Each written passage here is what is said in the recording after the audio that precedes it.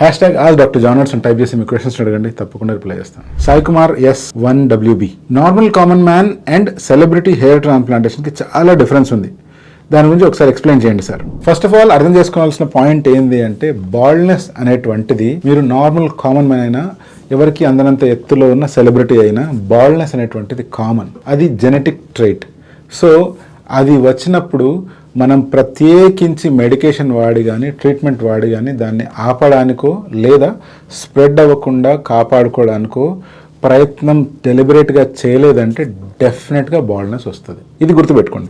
దీని తర్వాత ఇప్పుడు ట్రాన్స్ప్లాంట్ విషయానికి వస్తే, హెయిర్ ట్రాన్స్ప్లాంటేషన్ చేసేటప్పుడు కూడా ఒక నార్మల్ కామన్ మ్యాన్కి చేసినా, పెద్ద సెలబ్రిటీకి చేసినా కూడా అవే టెక్నికే వాడాల్సి వస్తుంది, సేమ్ ఇన్స్ట్రుమెంటేషనే వాడాల్సి వస్తుంది. చేసే డాక్టర్ కానీ, చేసే డాక్టర్కు ఉన్న టీమ్ కానీ, సర్జికల్ స్కిల్ కానీ, ఎక్స్పీరియన్స్ కానీ తేడా రావచ్చు, తప్పితే సర్జరీలో ఎటువంటి మార్పు ఉండదు.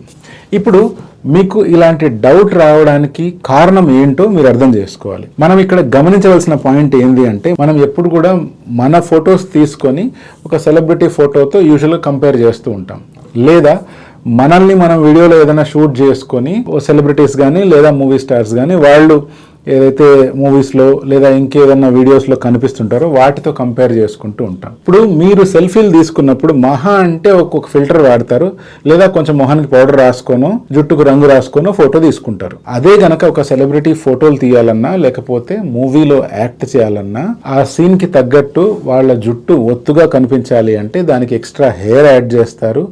వాల్యూమ్ ఇంకా కనిపించాలంటే లైటింగ్ని అడ్జస్ట్ చేస్తారు. హెయిర్ వేవిగా కనిపించాలంటే దానికి మేకప్ మ్యాన్ వచ్చి రకరకాల కండిషనర్స్ కావచ్చు, స్మూత్నింగ్ ఏజెంట్స్ కావచ్చు, ఒక పక్క నుంచి ఫ్యాన్ గాలి కావచ్చు, ఇలా రకరకాల ఎలిమెంట్స్ యాడ్ చేసి వాళ్ళను లార్జర్ దెన్ లైఫ్గా తీర్చిదిద్దుతారు. సో ఇంత చేసిన తర్వాత మనం చూడడం మన ఫోన్లోనే చూసుకోవచ్చు, కానీ వాళ్లకు ఆ లుక్ ఇవ్వడానికి చాలా ఎఫర్ట్ జరుగుతుంది.